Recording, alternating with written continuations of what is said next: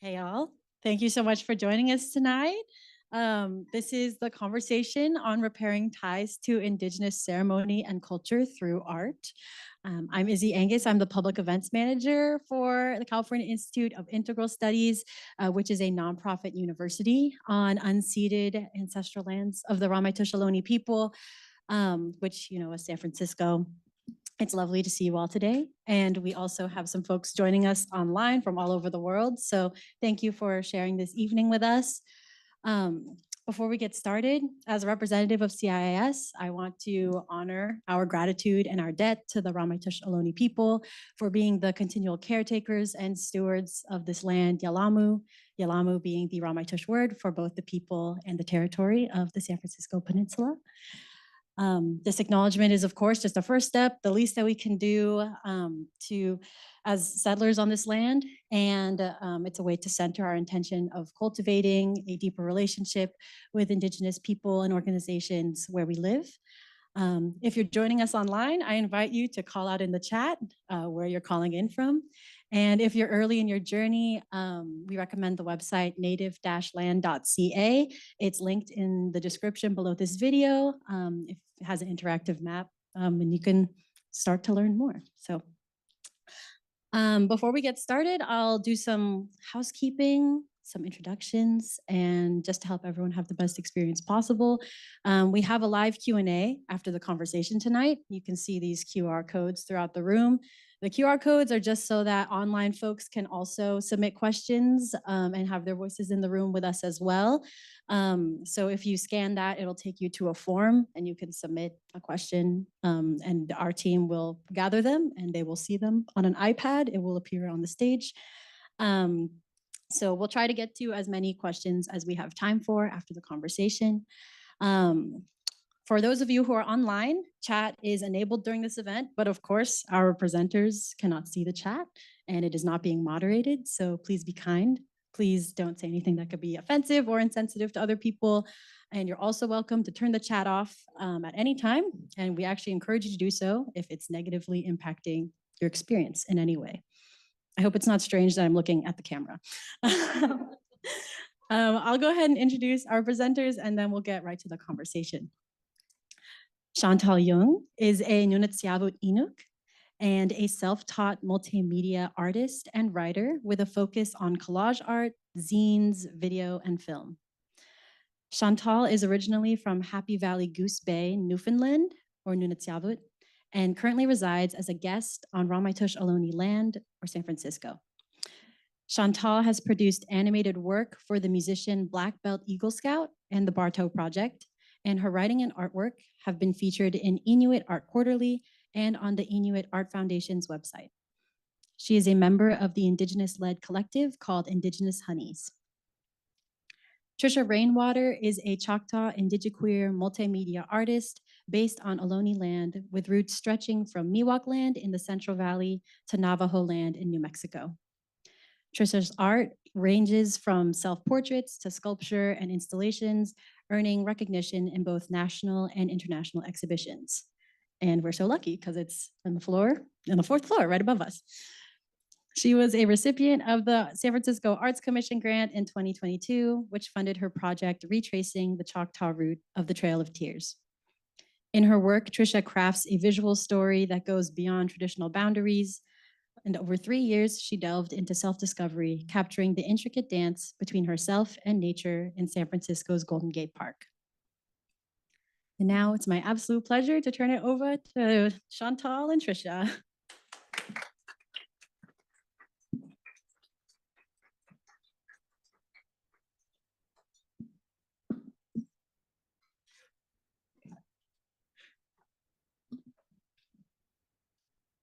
Hi, everyone, and thank you for joining us online too. I love this small little group in person too. Today, we're going to have a more so of a conversation between each other than like a strict Q&A. And before we start, we kind of wanted to go into how we met. And so Tricia and I have now been online friends. I think we've been 2 to 3 years online friends, and we met over Instagram. And I've always admired Tricia's work because it's something that I can really relate to, and also is somewhat similar to what I'm doing. And we met for the first time last year, if I remember right. And have been growing closer ever since. And so I'm really excited to share the stage with Tricia. I just want to share a little bit about my art practice. I've been doing art now for about 10 years or so, professionally, I should say, and focus a lot on collage, and have been slowly getting into video and filmmaking, which has been sort of a crazy journey, but it's been quite fun. And I focus a lot about my Inuk identity and also what it means to be a mixed Indigenous person. And yeah, pass it on to Tricia. Love for being here. I really appreciate it. So I'm Tricia Rainwater, a Choctaw and white artist, multimedia. I've been making self-portraits for over 17 years now. I have a large documentation of myself through many stages of life, which I'm really excited to be working with now. And I did travel the Choctaw route of the Trail of Tears 2 years ago. And from Louisiana to Mississippi to Arkansas, all the way to Oklahoma. And I photographed myself along the way, collecting bits of earth as a way to ground myself in where my ancestors had been. And so that's what this installation that you might see tonight on the 5th floor is, fourth floor, yeah. And just to get us started, I wanted to read the statement that Tricia made about her art. So returning to ourselves, that is when we can tap into ancestral care, into what our ancestral lands have for us, what we need to learn, and how we grow. Rainwater brought home to the Bay Area the Ziploc bags of soil she collected along the way, an archive of finding place and home. The photographs in the series depict the artist in California landscapes holding the soil, sometimes directly in her hands, often still in the bags they were carried home in. The plastic bag serves as a way to keep the collective soil safe and, in a way, separate a physical manifestation of a feeling. In these large prints, self-portraits created in the landscape, the artist begins to see herself anew, consciously resisting received ideas of what Native women should look like or what fat women should wear or be, often gazing directly into the camera's lens and therefore into the eyes of the viewer. She takes a powerful stance. The size of the print is substantial, reclaiming the space the artist has often been denied. She's not only reclaiming her heritage and homeland, but also her body and her image. So you took our mutual friend, Marina, and I to the Cedar Art upstairs on the 4th floor. Can you share a little bit more about your art installation? Yeah, I guess I'll go back to that day that we all met here. I think having Indigenous women see your work is quite an experience. I haven't had a lot of that other than folks coming up to me exhibits, as my friends are all over. But having you two view it with me and tell me your thoughts and ask questions was really overwhelming, honestly, and in a good way. But the work began when I met Kija, who curated that show, and she encouraged me to go back to film photography, and I was terrified of film.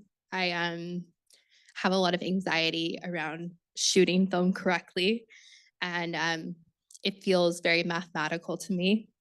And so Kija was like, no, you can do this. It's going to be great. And got me access to a large format camera. And my first 4 packs of large format film, and if you know large format film, it's very expensive, were all black. They were all overexposed and had light leaks. And I was like, oh, I'm not doing this anymore. I'm like, forget it.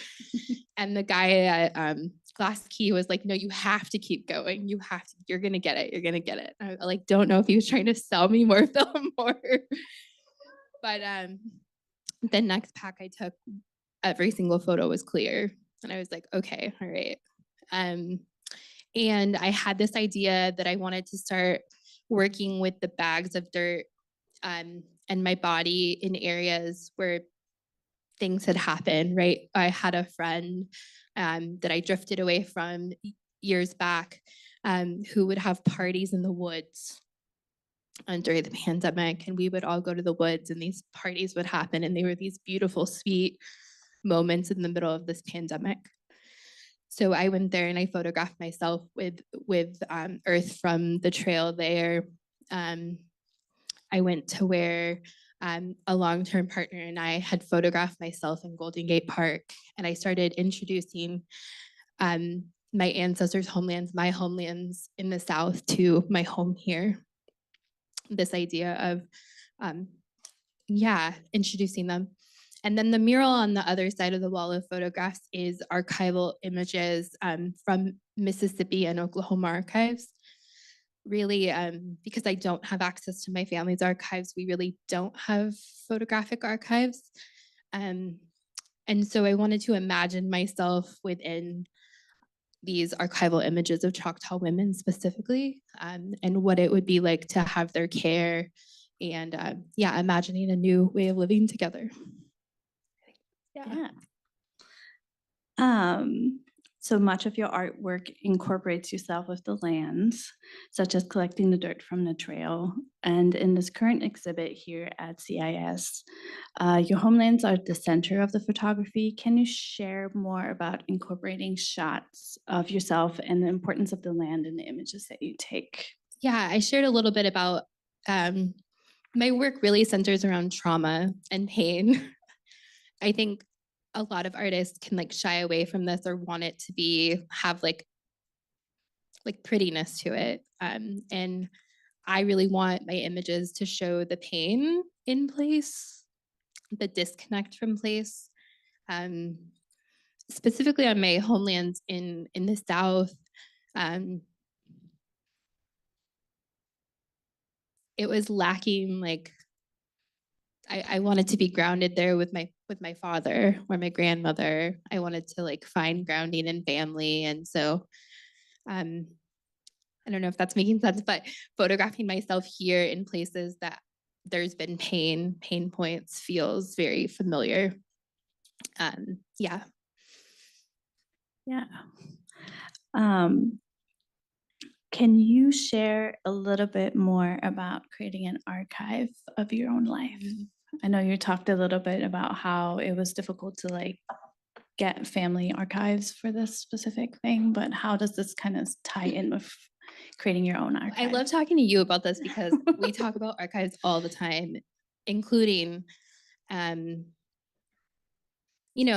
archival documents and images that come from our families when we lose people or we discover things. And I don't have an archive of images from my family because there's a lot of trauma and a lot of separation. I said in a poem I wrote years ago that we kind of lost each other on purpose. And I still feel like we continue to stay away from each other on purpose because there's so much pain there. But I was telling Chauncey and my friend Adrian tonight that I speak to my ancestors, and I believe now I'm making work with them. And through that, I believe that we're healing things that have happened and pain that's been caused by each other and by the systems that we live under. So this archive I'm making of my own work, of my own body, photographing myself, feels like healing and feels important as a person without a spouse, without family ties, to say I'm here and to again, like share the work I'm doing on myself and the healing work. Yeah, kind of tying in with that. I use a lot of images of my own family whenever I do collages. And I thankfully do have access to a lot of images that were passed down to me from my mom specifically. But there is a lot of pain and then also a lot of resentment, I think, also amongst Indigenous people with images of Native people in general, because it's often so tied to anthropology and the practice of anthropology, and often get lumped in the same kind of realm of like taking pictures of animals that are no longer alive, or taking pictures of animals that are going extinct, or having them mainly in black and white. And so often, for me, at least for my practice, it's important to kind of reclaim those images to like showcase that like we're still very much here, we're still very much also living humans, and not just should be associated with animals in the past and with history. And even when you look at, let's say, Wikipedia pages, it's always often like black and white pictures of people, sort of stating that idea that we're also going extinct, or we're also not really valuable in a way to like have images taken of us that are really valuable just as any other artwork or any other selfies, I should say. And so I do really like that you take images of yourself and sort of tie it back in with your family too, so kind of I reclaim was that. thinking how much I love your collage because it incorporates so much joy. There's so much joy in your collage. I feel like it might have an image that's a bit more subdued and grounding, but it also has like, you do bring nature in these ways that doesn't feel extractive and feels very additive. And I think I've definitely gained a lot of inspiration from you and your collage with how I do wheat pasting.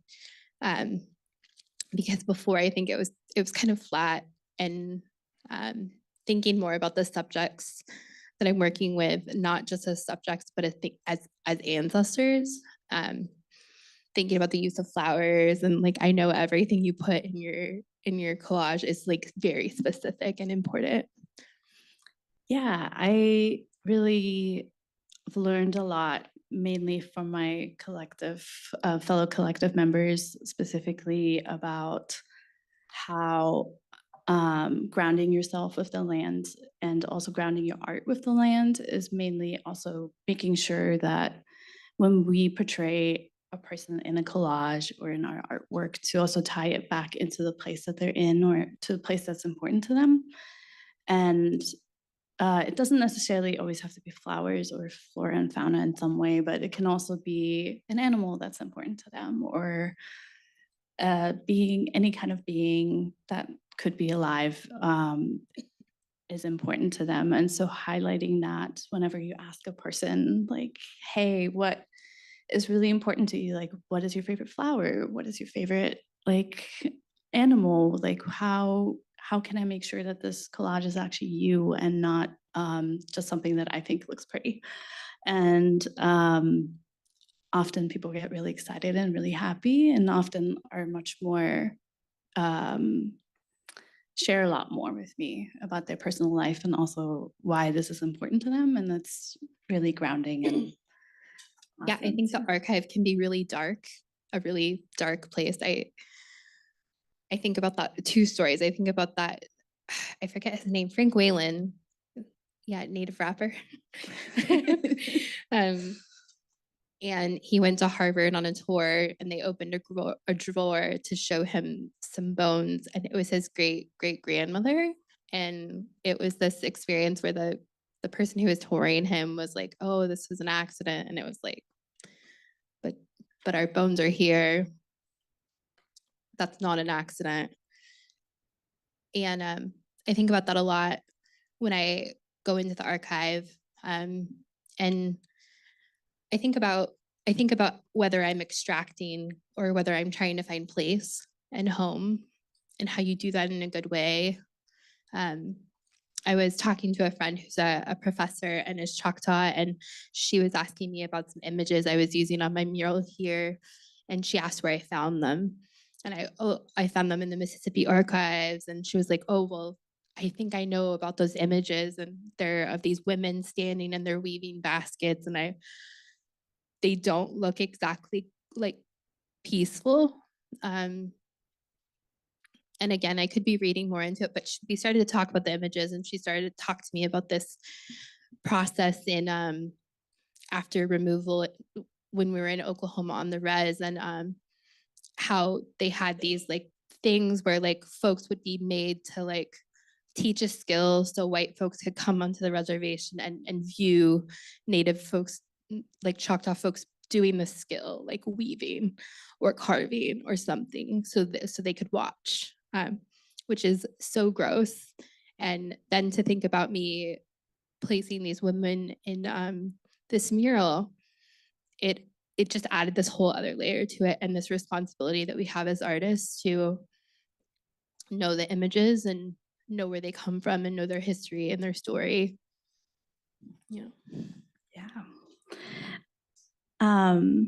Whenever I see your images that you used upstairs for your installation, I can like feel the emotional journey that you went through. And your images give such an intimate look into what return and feels like and also looks like as a Choctaw person. And can you share a little bit more why you selected the certain areas that you did in your images? So I talked a little bit about this earlier, but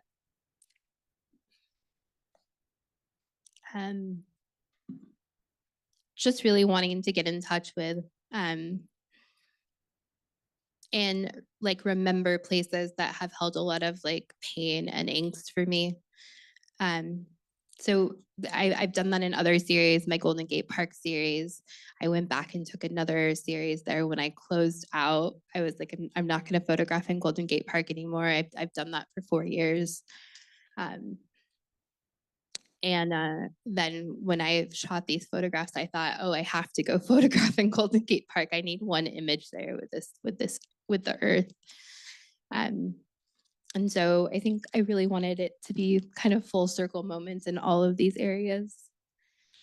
And now I'm going off topic, but now that the earth from the trail and from my homelands has sat in my home for like 2 years, I don't think it wants to be here.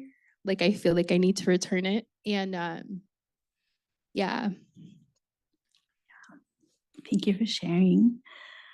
Well, with that, also, we both actually don't live on our homelands. We're actually both guests on this land right now. And I love that also San Francisco has brought us together in a way that I don't think I would have ever thought about. And we also both have felt pain about separation from our families and seeing the Bay Area more as home to us for similar and also for different reasons. And I feel like it's a quite common theme amongst especially queer Indigenous people to have that experience, and also finding chosen family within a different city or within a different place. And so it's so important, I think, to also tie our art back to our homelands, even if we're like in a separate location than where we are now. And often, as I mentioned earlier, my art focuses a lot on my family up north, and I'm originally from Nunatsiavut, which is by the Canadian government standards considered Labrador and Newfoundland. And it's like the northeastern Arctic, but the most southern part of the Inuit Nunangat, which is just the Arctic area that the Inuit inhabit. And my family originally comes from a really small island. I still have family there. My brother still lives there. My nieces still live there. And it's quite hard to like want to go back home, but also sort of imagining quite often to go back home, and just the journey of like getting there and how much it costs and all the other things. And practicing our cultural things still, even at a distance, is quite weird. I don't know how else to describe it, but it's nice to be able to connect with people that are going through the same thing, even though we have maybe different cultural practices, but that we somehow manage to think like, cool, these archives are really important to us.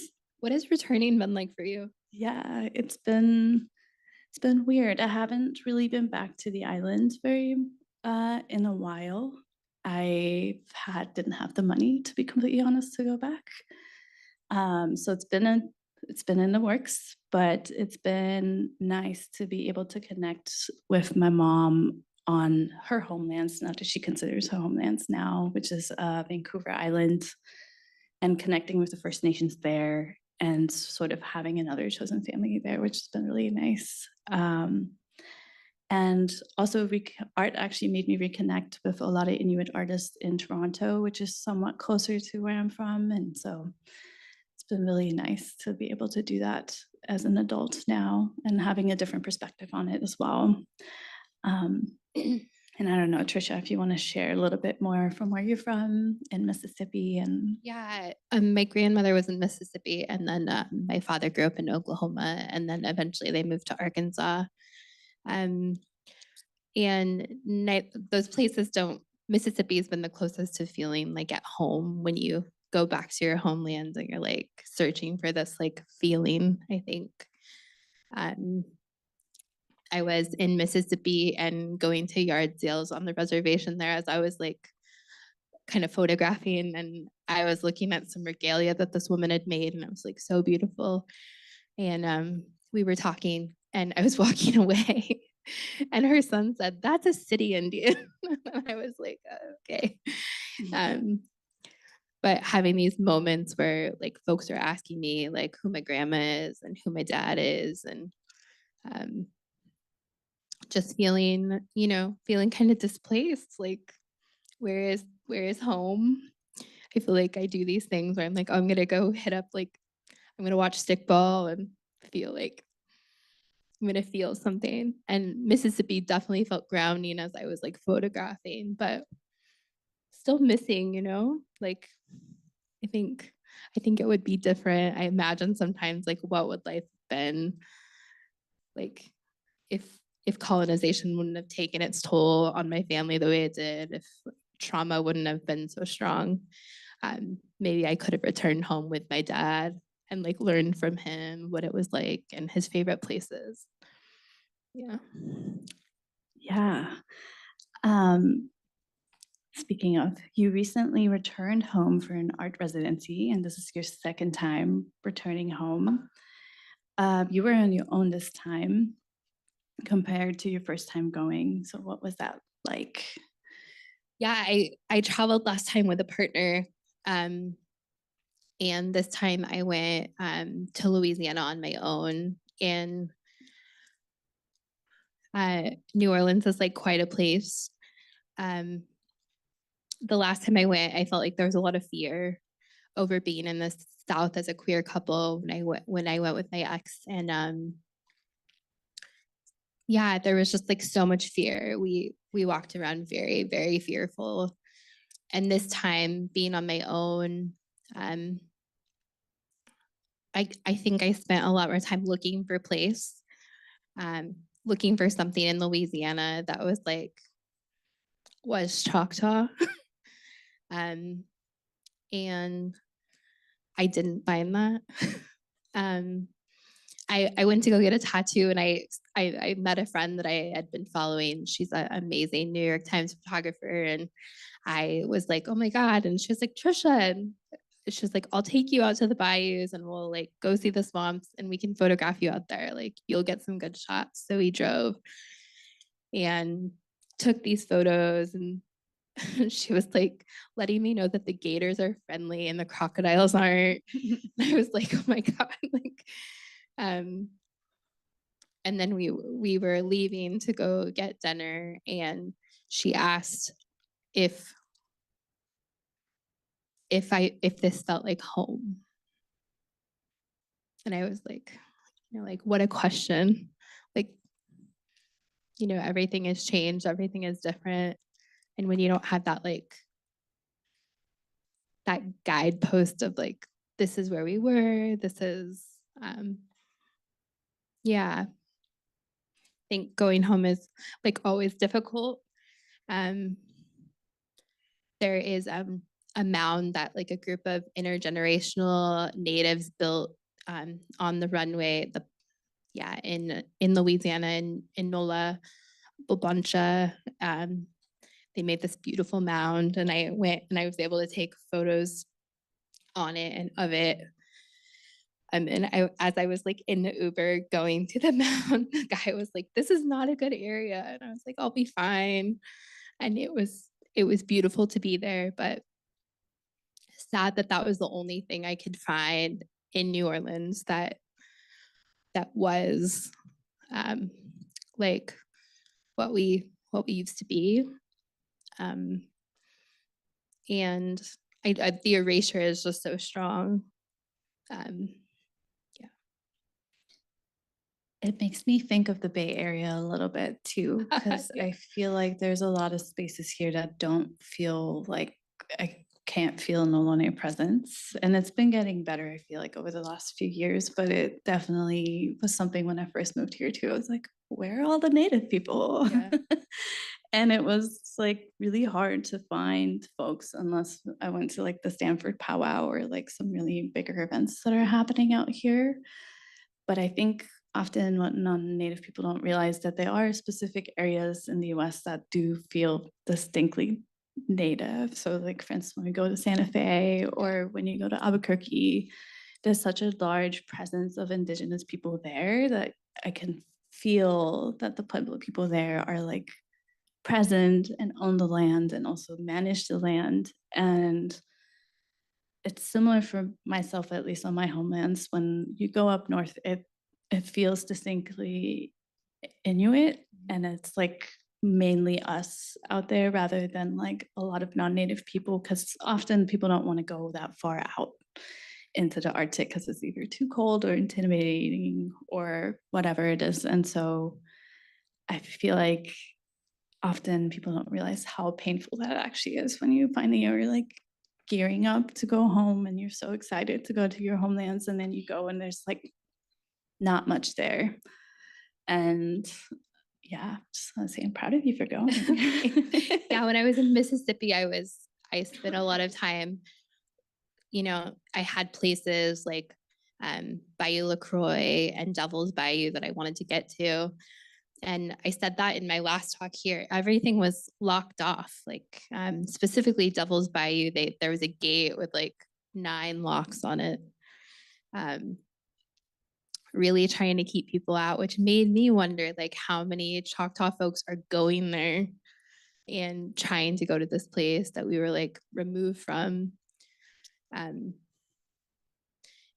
it was like really heartbreaking. I tried 2 different entrances on Google Maps, like maybe this one, and then drove a half hour to try to go in the back way, and then realized it was too muddy, so started walking it, and it just felt very heavy. The energy, I was like, oh, it's private property. I don't know if I can be here. Like when you're in the South, you just, like, am I safe walking down here? Like if I tell the person what I'm here for, you don't know how people are going to react. And yeah, it was sad to be like locked out of those places and clearly not feel welcome, I know, for instance, some of the trails out here have like those weird like summaries where they're like, this is where Ohlone people used to be. Did you find any of that at all when you went, or was it all private property? No, maybe? there was nothing like that really. There's a park in Arkansas that was a town that was established during the Trail of Tears. It was just like this piecemeal town. But they had led people on the trail there. And when they got there, people started to fall really ill. Everybody was getting sick with smallpox. And the people who were leading them on the trail were like, well, go spread out and take care of yourselves. And like, of course, folks didn't like have any like supplies so the park is like, I talk about heavy energy, but it's just a very dark park, and it shouldn't be so dark. Like the light should be getting in, but you can feel it. And there is only one little plaque. It's like under grass. They don't take care of it. And across from it directly is this house that is built by the Daughters of the Confederate Revolution. Confederate, yeah. And that is like in impeccable care. Like it's been taken care of so well. So just like the juxtaposition of that was really hard to tolerate. And as I was leaving, I started to see that rocks had been stacked up along the wall. And I was like, oh, like maybe this is like us saying, like, we're coming to honor this. We've been here. But no, nothing really other than that small. And places talking about like, Natchez Trail and saying that it was like the Trail of Tears, but like no like real, monuments are such shit, yeah. I'm going to shift a little bit. You shared that you made more community on your second trip back home, and that wheat pasting was really something that you were doing during this trip. Can you share more about why wheat pasting speaks to you? So my older brother was a street artist, which is part of why I wanted to move to San Francisco. He was a really great tagger. And when I first came, I really wanted to be able to do that. I was just not good at it, have spray paint running down my arms. It was very funny. But I started making stencils and I worked on stencils for a really long time.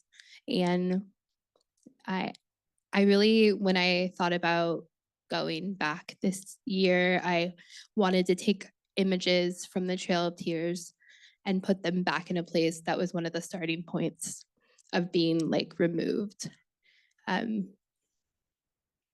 When I was there the first time, I learned that Choctaw folks had sold filet in markets. And I started to put together that a lot of violence against Native women had started at that point too. And I do a lot of work. I'm making a really big piece right now about violence against Native women and Two-Spirit folks.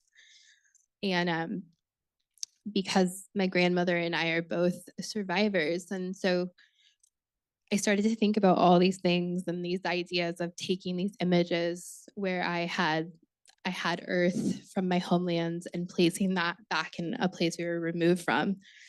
And the residency turned out to not be so great, but the community I made and the people who were like, oh, put something up here. And so I just started to walk around and put things on walls, and folks were so loving. The street art community there is amazing. They're like, I'll look out for you, just put it up here, and would cover a wall, and folks would be just so sweet to me. I really felt cared for there. And yeah, there's something about wheat pasting that feels so fleeting. There were a couple pieces I put up and I came back and someone had ripped it down, but you could still see my hands and my stomach. And I was just like, oh, wow, the way it had ripped was so beautiful. And yeah, that really, I love how it's fleeting, it's not there forever. Yeah. Also strangely very political at the same time. Yeah. We had this moment during this residency where we had been told we got a wall to put up stuff, and me and the cohort of artists that I was working with went to put up work on this wall, and the police were called on us. And there was a white man leading the group, and we were like, yo, you told us that this was our wall, and now the police are here. And we had folks who were undocumented with us, and it was kind of a scary moment. But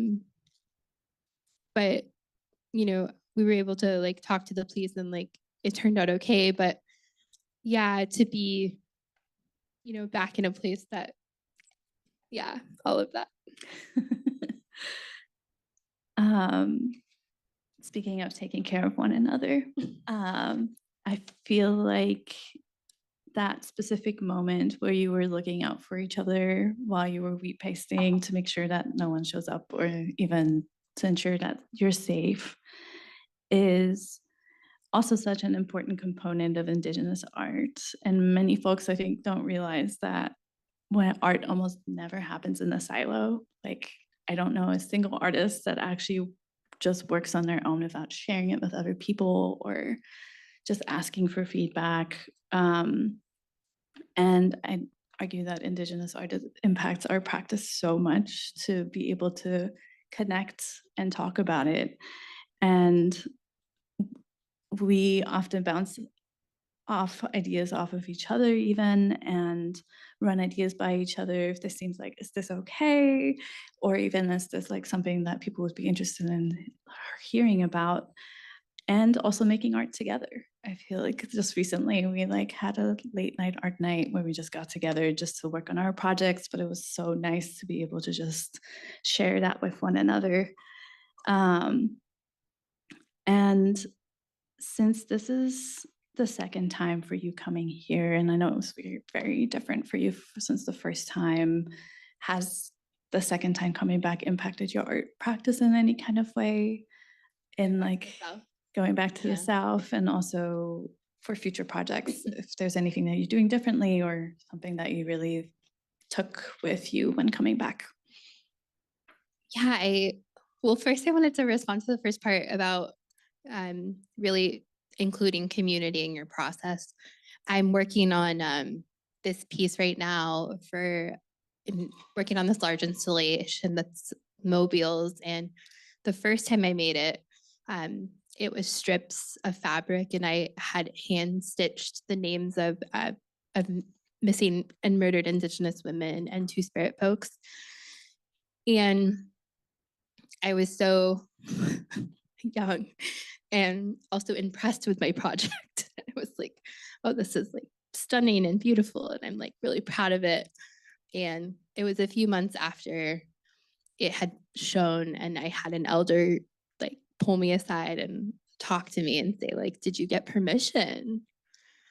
And I was like, permission to sew? Then I was like, and it was this moment where I was like, I have to be working within like Native community and asking and hearing and willing to listen, because we will all mess up and cause harm even when we don't mean to. And I'm remaking that project, that piece. And it feels like so impactful to have been like asking every step of the way, like trying to like pull people in and what do you think? Do you want to be part of this? And I've been trying and working to collect stories, and someone contacted me and wanted to share her story. And our work evolved as we like are in community with each other, I think. And I think the only way to like have a practice that is evolving is to be in community, which can be painful, It wasn't easy to hear that feedback that it had hurt, It's quite funny because I think we bonded over this too. One of my first times where I was using images of family, I've also got scolded by an elder for similar reasons of like not really getting that consent, I think, in the first place of using that image. And I remember the elder would tell me like, there's a lot of feelings and emotions that come with pictures, and they carry stories like you shared with archives before. And if you don't ask permission, they'll come for you and like and like follow you until you make amends with them. And so I was also very young when that happened, and it stuck with me as well. So now, but I love it now, where I'm like actually like, oh, I get to talk to the people that I'm putting in my images.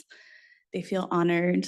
I want to make sure that they feel honored, and I want to make sure that they don't feel like I'm misrepresenting them in any kind of way. And this includes also folks that have passed, in a way of getting permission from them by either burning medicine or burning something to like honor them in some way. And it's hard, but it like at the end of the day, it feels more like I've been able to connect with folks on a different level than I have before. Yeah, the project I'm working on, I'm hand dyeing these ribbons a berry color, and then I'm attaching jingles to the bottom of each one, a baby jingle at the top and an adult jingle at the bottom. And they're all over my apartment, as you know. My dog is like, what's happening? But I think before with the names, like, which I definitely should have asked for permission, but I think it's been even stronger this time to stop and remember that each ribbon represents a person. And so my home has felt very like full and heavy. And when you're making that work and you have this, like, you really are sitting with the responsibility you have to these people, to your family, to your friends that you've been in community with, who've gone missing or been taken. How you do that. I like what you said about like burning medicine. I think sometimes my home starts to feel too heavy, and I always have to remember, like, oh, have I done that? Have I reset my altar? What am I? Going back to those practices are so important. Do you have practices that you do with your art? Mainly just making sure that my family agrees with them. I often realize that just because in my mind they're okay to use and look cute and it's like set up in a way that I think is really beautiful, does not mean that another person might perceive it the same way. And so, for instance, I made a collage of my mom, and I thought it was so badass. I was like, this looks so cool. You're sitting on a car with your glasses on, you're like in your 30s. And then she was just like, oh no. Do not show this image to other people. And so it really like took me a second to be like, oh, just because I like this does not mean that you like this. And it's just really important to like remind myself of that. And often that's the step I take first. But I do like to either burn medicine that was gifted to me of some sort. So for instance, I got bear root from a friend that's Wiyot. And whenever it feels too heavy, I either go on a walk or like do that around me, and just to make sure, like, reassuring, like everything's okay. I'm not having any bad intent with this. And also talking often, if it's a commission, with the person, like, is this okay? For some reason my gut is telling me this is not okay, and often it's right. And so I'm like, okay, how can we reevaluate this and rework this in a way that feels more honorable to people? Yeah, I think listening to your gut is so big. I feel like as Native women, we're taught. I don't think we're taught all the time to listen to our guts, and it's really important to listen. My mom used to call it that little voice, but yeah, I think when I haven't listened to it, things have been harder. The older I get, the easier it is, but it's such a practice. It is, yeah. And it totally applies to art too. Because you know when you're getting off track, Yeah, but I also feel like making art together, even just sitting next to each other and kind of reminding ourselves, like, hey, we need to take just a minute to take a break, or even check in with each other, like how we're feeling, if this is too heavy to take a second, or maybe stop if it's getting too there's much. so much joy making art with your friends and your community, but it's especially like making art together. We've only had like one night where we worked together, but like working on these ribbons has been so like just like very laborious. And you came in and were like, oh, there's so many. I was like, thank you. I'm glad you can see there's a lot. But also just being in the space to laugh as we created. Or even share stories too, which is so cool. Yeah. Kind of pivoting again, back to the collages. I think collaging has become such an important art form, including not just for archive purposes, but just even for accessibility purposes for other people. And I also think it genuinely connects like different generations with each other and also different skill sets when it comes to collaging, because it's so, I guess, grounding to people to like do this. So for instance, with my collective, I often do workshops where we have a prompt that's like very like broad, and often people get very overwhelmed, and we just hand over a ton of magazines to people and like, here you go, now you can do it. This is how we do it, but there's not really any rule or rhyme to it. And there's also no pretty or like perfect way of doing this. And you can cut, you can glue, you can do whatever you want. And often people are so excited at the end because they made something and they thought that they weren't able to make something before. And what I love about Indigenous people making collages, to me, often they feel like we're able to dream and imagine something different from what we're used to, and kind of go beyond our trauma all the time, because that's often the center of Indigenous narratives, especially when other people tell those stories. And I would argue also a form of Indigenous futurism, and imagining ourselves in other places that we aren't before.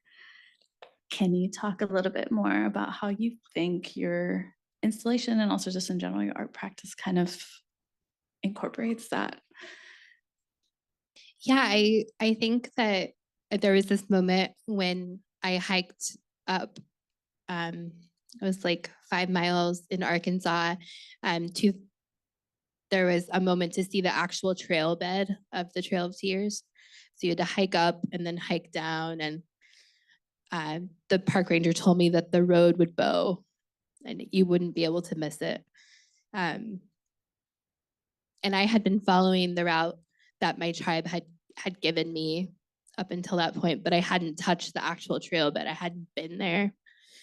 And it was this moment where I was like, oh, like it was just again very overwhelming to be there. And yeah, I had this moment where I was just like thinking and wondering if my ancestors had imagined me here, if they had imagined me coming back, if there was this, and if there was any wondering if their grandchildren and great great grandchildren would return, if they would have wanted us to return. I think when we think about genocide, like there isn't a moment where we stop and think about, there isn't a lot of time where we stop and think about the land and people's relationship to the land and what happens after. But Indigenous people know what comes after. And I think those moments, I spend a lot of time wishing things were different. But the work, I've made quite a life for myself in San Francisco. I've been here 15 years, and I'll be 40 next week, and which is a feat, you know. I shouldn't have made it at a lot of points, and yet like we keep going. And I think my art is just that, like proof that I've kept going and returned. You know, whether or not my family was there to see it, I returned. Yeah, you're archiving it. Sorry, I feel like it's very heavy topics and just want to acknowledge that. Have you seen my work? Speaking of, I mentioned a little bit that often there's a lot of heaviness and also a lot of trauma often with our histories. And I do see the themes of identity and also grief in your work. And how has your practice evolved over time from that? I know you talked a little bit about like how the jingles have changed for you. Has your photography also shifted in a way? Yeah, yeah. I started making photos at my first therapist urging 15 years ago. I had just started therapy to work on looking at childhood trauma and moving away from homophobic white family and putting boundaries up with my Native family. And my therapist, I had entered a new relationship and it was tumultuous as like we tried to figure out as young queer people to love each other and with like no guideposts, right? Like you don't just like hop into that and just like know how to live and love in healthy ways. So my therapist said, you seem to be having a lot of big emotions. Why don't you photograph yourself? And what came out of that was like over a decade of self-portraiture, where, you know, I had an aunt and uncle that were in a border town in New Mexico who passed away during the pandemic. They were unhoused, and I went to our bedroom and I photographed myself. And as that relationship ended, I photographed myself in front of their moving boxes, and I photographed myself in my bed after they moved out. And I just kept going, and I continue to keep going because for a long time it was like, I'm gonna have a child and it will be the thing I leave this child, and then it didn't happen. And as I get older, I'm like, I'll leave it for a friend. Maybe I need to find a friend who will honor my archive. And but it feels important. I think I lost the plot of that question, but it feels important that I'm archiving my work. And I think about Laura Aguilar, actually. I'm really excited. I'm going to be in a show with her, some of her archive next year. I'm really excited about that. I've been like the biggest fan forever. And I don't feel like her work really took off until she died. And then when people hear that she died, they ask how she died because she was a fat dyke. So people want to know, what did her fatness kill her?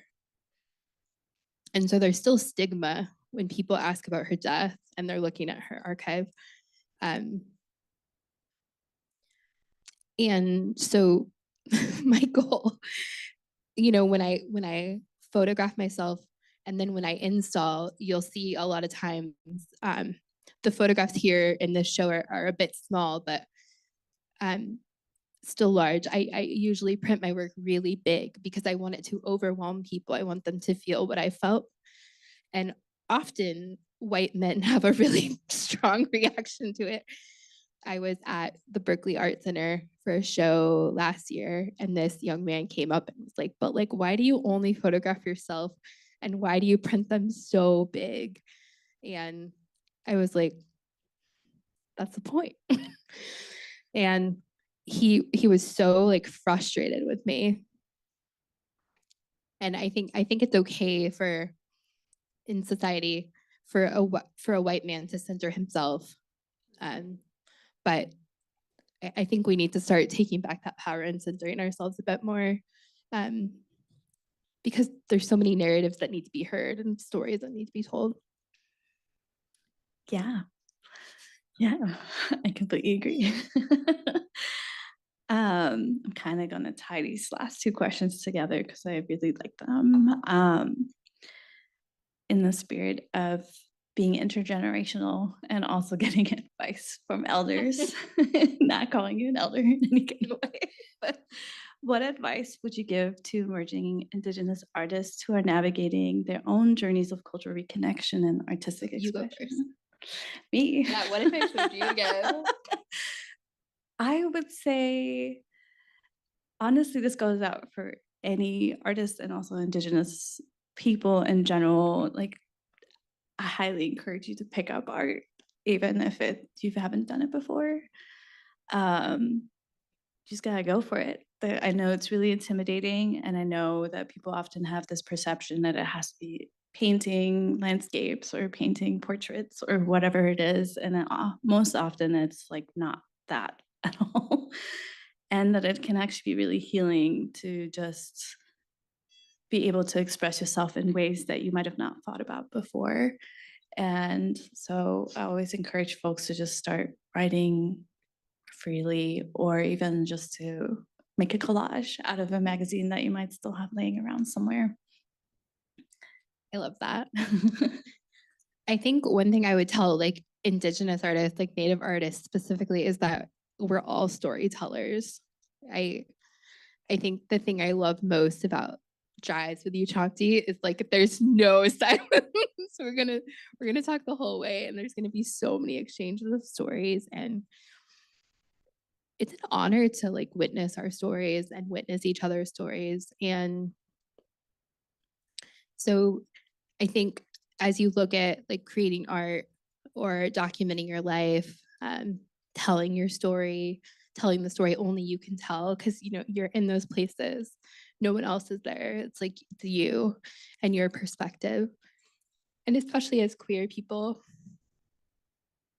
really important. Yeah, I also think about how often genocide erased so many things. So it's important to keep that going and to tell the Yeah. stories. Yeah. Yeah, those archives are gone. They are, yeah. And I just want to thank you for sharing your beautiful art with us. If you haven't had a chance to go yet, it's on the 4th floor. And just to wrap it up, are there any upcoming projects or themes you are particularly excited about exploring in your future work? Themes. I shot 100 nudes years ago in June Jordan School for Equity, and they were shown and not received very well, and I'm really excited to revive them. I'm working on a new project with them right now, and really looking at my Polaroid work. I took a lot of Polaroids while I was in the South the first trip, and excited to look at those and start working within art I had. If you're an artist, you should look at your archives and your old work that you like were like, no, this isn't good enough, because it's great. It's really good. How about you? I'm hoping to work on some more personal films to record something about returning home and what that means for me, and to explore my animation skills a little bit more. So I'm excited for that. Do you have any upcoming shows? Actually, for my friend Stephen, who's sitting in the audience too, we're doing a Friends of Friends exhibit at the Midway on August 8th. And I don't know how long it will be up, but we'll see. I know the Midway is usually like an EDM venue, but they do have like a hallway space where they have art up as well. So yeah, yeah. I have work going up at ICA in September. Zoe is curating it. I'm very excited. Yeah, I think we are Q&Aing it now. Thanks, everybody.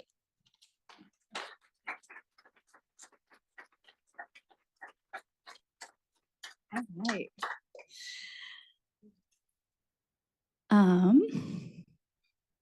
It's an anonymous question. Can you talk about how you got started with your art practice, and did you always consider yourself an artist? My dad gave me a camera when I was really young, and yeah, I started photographing things around me, especially him and his friends, and they were a lively bunch, so that was sweet. And then I started entering like fairs, like in the Central Valley where my mom was. There's this thing called the Lodi Grape and Wine Festival. I won many awards there. Very proud of that. I still have them, and they're like bunched together in my personal archives. They're very sweet. Was that the whole question? Did I get all of it? Did you always consider yourself an artist? No, I think that's like definitely a process. Like I think that is like takes work and a lot of therapy. You're like, eventually you're like, okay, like I'm making art, I'm doing this thing. It took me many years to apply for shows, and then this has been the first year that that shows have come to me, and that feels like a really big feat to like make a place in the art world where people are starting to know who you are and ask you. Yeah. You, how about your start to art? Sorry, go ahead if there's a follow-up question. I was wondering if I could jump in with a question. Yeah, of course. I'll just answer it. My family have been full of artists, and we all don't consider ourselves artists, which is funny. But my brother, since I've been little, has taught me how to do screen printing and also how to do natural dyes with clothing, which is super cool, but he never wants to publicly show any of it. Similar to my mom, she's always sewn things that are really important to her. And we have, like, for instance, within my culture, have little inuklooks, which are little Inuit beings that go through all sorts of different journeys. And she's always sewn them on things all the time, including flowers on stuff. And so did my grandma and my grandpa, so many different things. And I just always been around it and sort of participated in it, and didn't really fully want to do it career-wise because I never considered myself an artist. So it's, like you said, I think it was more so like bullying from other people that they're like, your art's important. And actually having to write a bio for events and stuff where I was like, oh, I guess this is the thing now. I mean, you know, you made it when you like do a Black Belt Eagle Scout video. Like we all are amazed. But yeah, not always been the case, but definitely community thing too. Yeah, please go ahead with your question, and I'll repeat it too, just letting you know. Oh, shoot. Hi, I was listening to you talk about the trail that you were walking, and there was a particular park that I think you had described in the history that there was a lot of smallpox and separation, and you said that it was a place where the light should have gotten through, but it didn't. And I'm wondering how, well, first of all, like why you say that, and then if you feel that the way your art interacts with that story can transform it somehow. I don't know if I have that enough power. I hope. Yeah. There were places in the South where I could tell really bad things had happened. I think we all have that feeling where we just like know. And this park was one of those places. I didn't want to get out of the car. Felt like a weight on me. And it was a bright day, but the park was dark and there was no cloud over. It just was dark. And I'm a pretty spiritual person. I've decided at this point in my life to listen to those like gut reactions and feelings. But it was, you know, when I looked up into the mountains of this park, it's like you could see little spots where folks had camped. And there was no clear, like they weren't camping spots. No one camps at this park. The reviews online for it were like very clearly like this park does not feel good. Like this is the history, people writing reviews of what happened there. But yeah, I spent a lot of time while I was there thinking about Junipero Serra and the statue being pulled down in the park, and then the Archbishop saying that the native folks who had pulled it down were possessed. He did this whole like ceremony out there. He's a trip. But I spent a lot of time thinking about monuments and how we honor places like this. And I don't know if it's possible. I don't know what I would want to be there. I know that I don't want the Daughters of American Revolution stupid house. Fantasies of burning that down. I didn't say that. I don't mean that. I'm joking. But yeah, I do wonder how these things will be mended, if they will. Yeah. Maybe one day I'll have the power. Thank you so much, both of you. Tricia, in your upcoming project that we're working on at the ICA San Jose, opening September 14th, you are really investigating and looking into stories of missing and murdered Indigenous women and Two-Spirit folks. And you mentioned this call to look at pain and address pain and to not kind of shy away from it. And even in calls, we've had, people say like, it's just too painful. I don't want to call that energy in. I don't want to discuss this. And you're kind of, I don't know, I just want you to, I guess, could you speak to this call to addressing pain in a way that's honoring people's perspectives without also kind of leaning into erasure of these stories as well? Yeah. I think we all have different ways of dealing with this epidemic. I always feel like I mean, I don't have to share ever, but I always feel like it's really important to say that like I've been personally impacted by this epidemic. It isn't lost on me. I've had friends that I've lost, and my family had a lot of pain in this sense. And so it feels very important to me to work on this and work through it. Every time I make a piece, I'm working through a lot personally and in therapy. Thank you, Tara. So I am making this piece where I'm attaching these jingles and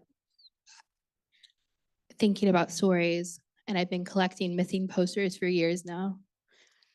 And then following people's stories, like if they're found. And I got in touch with Sovereign Bodies Institute to ask if they would put out a call to their families about collecting people's stories about who their loved ones are, bringing like back the humanity to people that I think gets lost in a missing poster or a sign on the side of the road. I think Therese Marie Myatt says that no one notices or cares about a Native woman walking on the side of the road.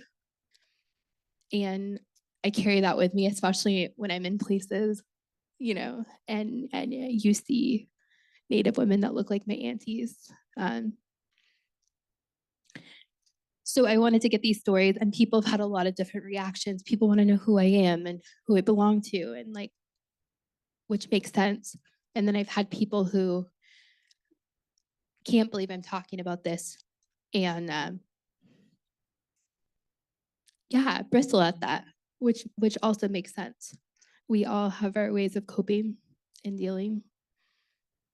But I've been working on collecting stories, and now I'm working on maybe a new process on how I will share about this.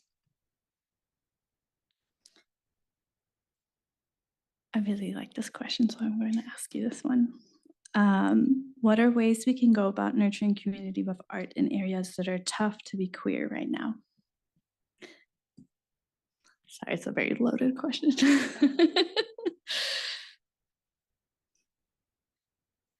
You want to go?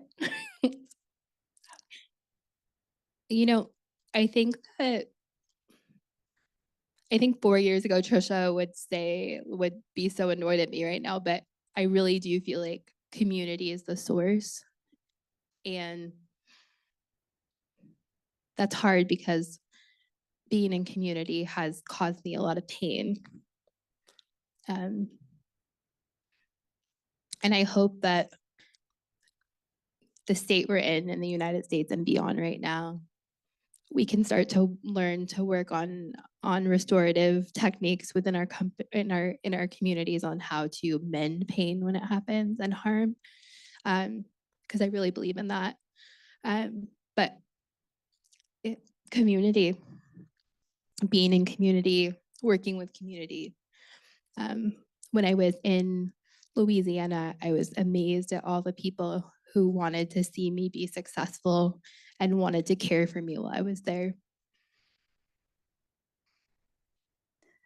It's so powerful when you go to an event and a young queer person comes up and is like, oh my God, this was so good. Yeah. And are really inspired. I think it's like so nice to be able to even just reach one person that comes to an event and is able to connect in that kind of way. This question kind of ties sort of into what you just said. Do you have any suggestions for artists who are inspired by your work but struggle to make contact with the community they hope to support? Like particularly Indigenous community? It doesn't say. I mean, be scared and do it.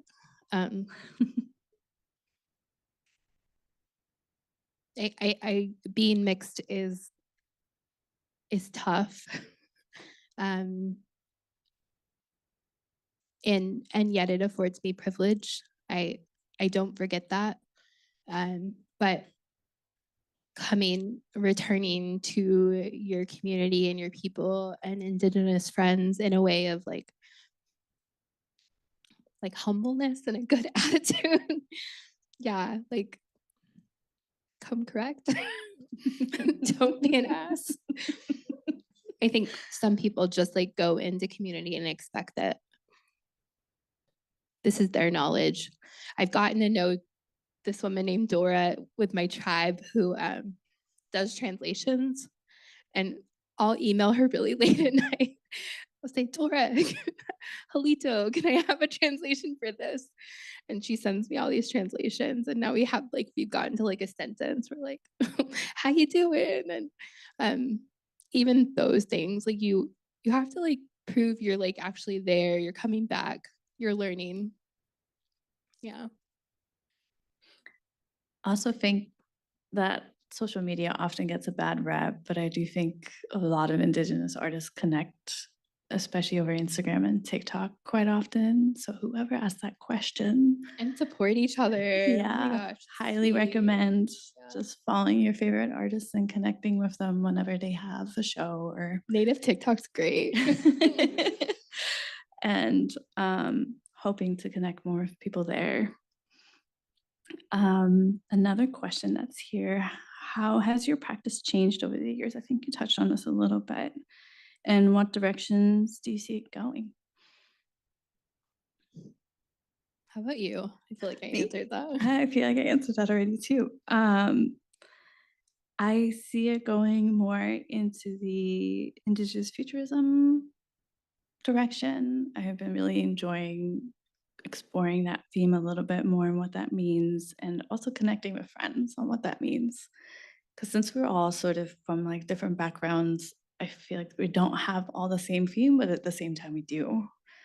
And I think also getting inspiration from your art, a lot more connection with the land, and a lot more connection with what does that mean for me specifically, if like with a more fading landscape and with climate change, and how does that impact my family specifically, I should say, because the Arctic is one of the first places where you feel the change of climate change. And I can hear it from my family too when they share stories with me, and had actually a recent incident where my family went missing. Thankfully it was found, but yeah, just what that means, and also kind of archiving the climate change. I know we like all been experiencing it and sort of grieving through it, but also sort of archiving the land as it is now, so that when we look back at it, that we know how it was and how it could be.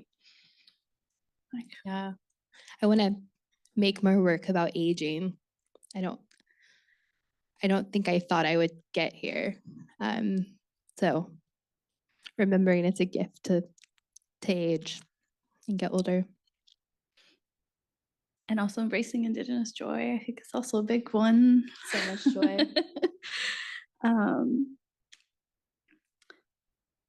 Let's see. Sorry.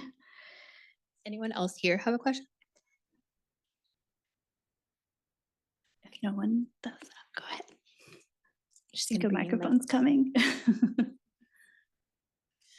I first of all want to say that I enjoy this. I'm enjoying this, the interaction. Thank you so much for this opportunity.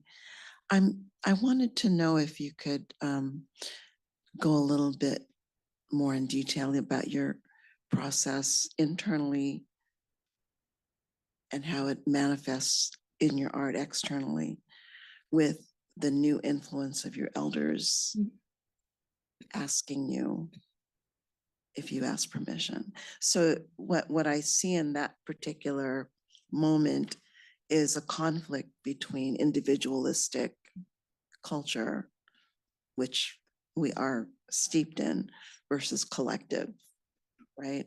And what is the conflict negotiation that you go through internally to be able to give up? Like you're talking about, you thought something was really cool and then it's like, wrong, thumbs down. And that transformation to accept outside influences, whether it's your elders or thinking more broadly about the community, what is it that you're giving up internally to be more inclusive?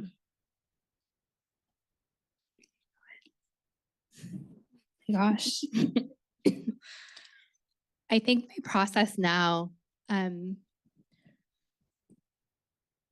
I do a lot of asking my great grandmother for her input. I have a practice of I burn sage before I go to bed, and then I get into bed and I try not to get on TikTok or Instagram. And then I always like ask, like, can you show me this? I'm struggling with this. And it's always art centered normally. And then I have these dreams.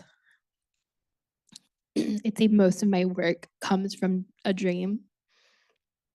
And that's why I feel like I'm working with my ancestors, like they're influencing me. I started going to a tarot card reader like 3.5 years ago, and she's like the most amazing person. But before I started working on the mobiles again, she said, Gloria is telling you to work in red. And I have an aversion to red. I don't like I've recently started wearing red, but yeah. And then I was like, oh, I want to go back to that berry red and dye these ribbons again and do it right, do it differently. And I've always been kind of quite punitive with myself. If I mess up a thing, I don't want to touch it again, which is why film photography has been scary and hard. Yeah, but we do a lot of texting and we're like, damn it. You know, it's like you like really having to humble yourself and be open to conversation, because people are going to have questions for you. People are not going to like it or feel away. And I know as long as I've checked in with my elders and my friends and the people I'm accountable to, that I'm also willing to have those conversations as they come, because they will come, and try to do it in the best way I can. The dreaming part is like super real. Yeah. My art inspiration usually comes from daydreaming a lot, and I have to like jot it down in the moment. And sometimes it feels like related to my culture, sometimes it doesn't. When it does, my process now is definitely checking in with my mom and my family. And I'm like, hey, this kind of came up. It feels like it's someone else telling me that I should be doing this. And more often than not, my mom's like, oh, this seems like something your aunt would have loved, or like, this seems like something that your uncle would have really enjoyed. But also sort of now that I've been doing art more, is really just realizing like sometimes it's also things I don't want to share publicly, and just putting it down out of my head, out of my daydreaming, just put it down, write it out, draw it out, whatever it is, and just be okay with that and not really feeling the need to share that. Because often with like capitalism, we feel the need to like share everything all the time. And it's sort of like exhausting in a way as well. And I can feel the weight also of like, hey, this is culturally not appropriate to share. Or this should be only within like our like culture, and we don't want other people to know this. And but it's still important for me to archive in a way or like put down, so I sort of just keep it in a journal now, whereas before I feel like this way any time of social media, it's like I want to share everything, I want to know my knowledge, I want to share this with everyone, it'll be so good, and often it's just not. And coming to that realization has like been really important. So yeah. I think going back to like, there's nothing to prove. Yeah. I think for me, being mixed, I felt like there was something to prove where in whatever space I was in. But I think part of aging is like realizing there's nothing to prove, and you're likely not going to prove it even if you're trying. So just showing up as you are. And also when art spaces reach out to sort of like set those boundaries is really important too. Because sometimes they want you to present a certain way or be as Indigenous as possible, even though it feels weird. And then you just, but yeah, there's definitely been a few opportunities that I've passed on because it just felt not good to present myself in that kind of way or present someone else in that kind of way. And I don't know, as artists, I feel like you don't get many opportunities often. So it's like really hard to say no, but at the same time, I'm glad that I did. Yeah, go ahead. So They're going to bring you a mic. thank you for sharing your stories and your vulnerability. So my question is like, how old were you when you first was connected to your like creative side, and also like connecting to your Indigenous side? Because sometimes you're not born with it unless you have like, you know, elder that teaches you. So I'm curious about that, and if you have a story that goes with that age. So I was given a little tiny camera when I was, I think 4 or 5. It was like, it had Mickey Mouse on it and it was blue. I still have it. I would love to find film for it. It's very cute. And my earliest memories are with my grandma at the Stockton powwow. I don't know if you know about the Stockton powwow. Yeah, Stockton powwow. And learning very simple dances. And going out with my whole family. It was very sweet.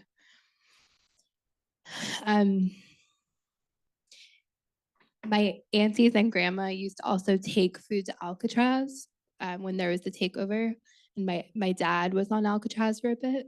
So there was a lot of pride when we would come into the city, talk about like hiring a fisherman, like paying a fisherman to take them, and that there were FBI agents and they were still gonna like take this food out. And she like made all this bread and she made tacos, and yeah, it was really sweet to hear. Like so much pride. My father became more traditional as we got older, but my family there's a lot of abuse of substances and things, and so a lot was lost in that. There wasn't a lot of stability, and ceremony wasn't always used in a good way. And so I feel like I'm finding my own way back to that now. Yeah. I don't know how much time we have left, but I have 2 more questions here. 5 more minutes. Awesome. What are your healing or self-care practices that are tied into art at an individual level and a community level? I think you touched on it a little bit more, but I don't know if you want to speak more about your individual self-care practices. Therapy and walking. I love to walk. I think walking is really, really, really healing for people with trauma. We hold so much in our bodies, and I think walking can really transmute that and move it. And again, being in community, it can be really scary and hard after harm, but going back to it slowly and learning to trust again. And have an altar. Oh my gosh, have an altar and then be like consistent about it. Usually if my altar isn't in a good place, like I know that I'm not in a good place. And if it's dusty, like I'm dusty. I need to clean it and like ground myself again. How about you?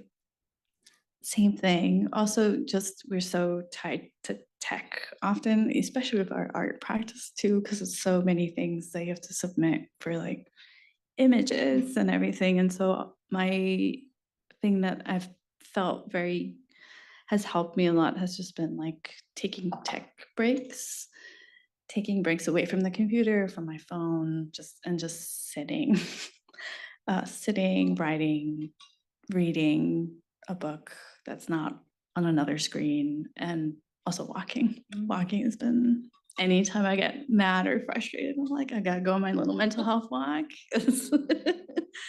And yeah, it's been really nice to do that. I'm gonna finish up with the last question.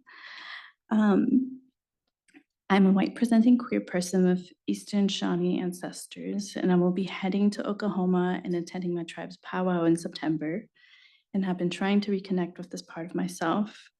Do you have any advice for how I can connect with my Indigenous identity outside of the community that is okay and originally from the Ohio area? Oof, Oklahoma. As a queer, Oklahoma's tough. I mean, I hope you have community there already. And if you don't, I would suggest going to your social media and asking for people to connect you. There were a lot of offers in Oklahoma when I traveled there. My friend Fawn, her dad is a Presbyterian minister. And she said, oh, go to the church. They're having a potluck. You can play bingo. And I didn't end up making it. But like those moments are really sweet. And her family is very affirming. So there are really good people there too. I think word of mouth and connecting through friends and community is the best way. You got it. Yeah, friendship centers, maybe even if there's some out there. Yeah. If not, you can message me on Instagram and I'll put you in touch with Oklahoma queers. Yeah. Awesome. This was the last question. If there's no one else to ask questions. All right. Thank you all.